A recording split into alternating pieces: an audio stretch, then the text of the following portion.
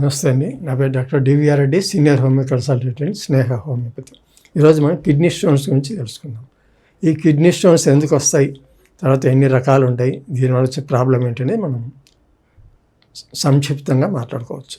సింపుల్గా ఈ kidney stones అనేది మనం ఎక్కువసేపు కూర్చొని జాబ్ చేసే వాళ్ళలో కానీ, లేదా బెడ్ రిడన్ పేషెంట్స్ ఏదైనా ఒక ప్రాబ్లం వచ్చి ఫ్రాక్చర్స్ కానీ ఇలా ఉండి వాళ్ళు బెడ్ రిడన్ అయితే కదలకుండా ఉన్నప్పుడు స్టోన్స్ వస్తుంటాయి.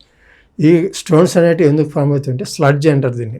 అంటే ఒక వాటర్ కాంటెంట్, ఒక మన చక్కెర కలిపినప్పుడు చక్కెర మోతాదు ఎక్కువైంది అనుకోండి, అది మందం అయిపోతుంది, ఫ్రీగా ఫ్లో కాదు. అలాగే మన బాడీలో కూడా నీరు అనేది ఉంటుంది, అది ఫ్రీగా మూవ్ కాకుండా కదలకుండా ఉన్నప్పుడు దాంట్లో చిన్న చిన్న రేణువులు ఉంటాయి. దాని చుట్టూ కూడా ఈ స్లడ్జ్లో ఉండే పదార్థాలన్నీ యాడ్ అయిపోయి కాల్షియం కానీ ఫాస్ఫేట్స్, ఆక్సాలిక్ యాసిడ్ ఏది ఎక్కువ ఉంటే అది దాని చుట్టూ తయారైపోయి ఒక స్టోన్స్ ఫామ్ అవుతాయి. ఇప్పుడు నేను చెప్పినవి కూడా స్టోన్స్లో రకాలు. ఫాస్ఫేట్ స్టోన్స్ ఉంటాయి, ఆక్సాలిక్ స్టోన్స్ ఉంటాయి, యూరేట్స్ ఉంటాయి, తర్వాత ఈ కాల్షియం స్టోన్స్ ఉంటాయి, ఇట్లా రకరకాల స్టోన్స్ ఉంటాయి అన్నమాట. సో ఈ స్టోన్స్ అనేవి మన శరీరంలో ఎక్కువ ఉందో, కాల్షియం ఎక్కువ ఉంటే కాల్షియం స్టోన్స్, ఆక్సాలిక్ యాసిడ్ ఎక్కువ ఉంటే ఆక్సాలిక్ స్టోన్స్, ఇట్లా ఏది ఎక్కువ శాతం ఉందో బ్లడ్లో, ఆ యూరిన్లో, మన బాడీలో నుంచి వచ్చే వేస్ట్ అన్నీ కూడా అది పీల్చుకొని స్టోన్స్ తయారైపోతుంటాయి. దీనికి ఏంటి పరిష్కారం అంటే, వీలైనంతవరకు సమ్మర్లో గంటకు ఒక 100 ml వాటర్ తాగాలి. దానివల్ల ఈ స్లడ్జ్ అనేది తయారు కాకుండా, అంటే లిక్విడ్ అనేది ఈక్వల్గా మెయింటైన్ కావాలి. అంటే ఈ సాంద్రత ఎక్కువ ముదరకూడదు.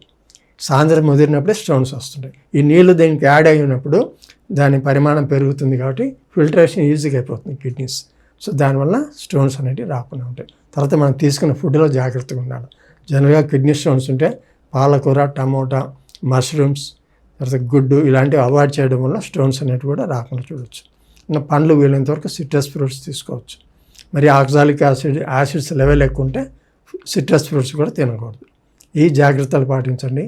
అలాగే స్మోకింగ్, ఆల్కహాల్ ఉండడం వల్ల కూడా స్టోన్స్ ఎక్కువ వచ్చే అవకాశం ఉంటుంది. ఎందుకంటే దీంట్లో డీహైడ్రేషన్ అనేది ఎక్కువ అవుతుంది. మనం ఇంతకుముందు చెప్పినట్లుగా సాంద్రత అనేది తగ్గిపోయి స్టోన్స్ తయారవుతుంటాయి. డీహైడ్రేషన్ రాకుండా చూసుకోవాలి. అందుకే నీళ్లు తాగుతూనే ఉండాలి గంట, ముఖ్యంగా సమ్మర్లో. ప్రతి వాళ్ళు వీళ్ళు అనకుండా, కొంతమందికి చెమట ఎక్కువ రాదు, అయినా కూడా తాగడం మంచిది.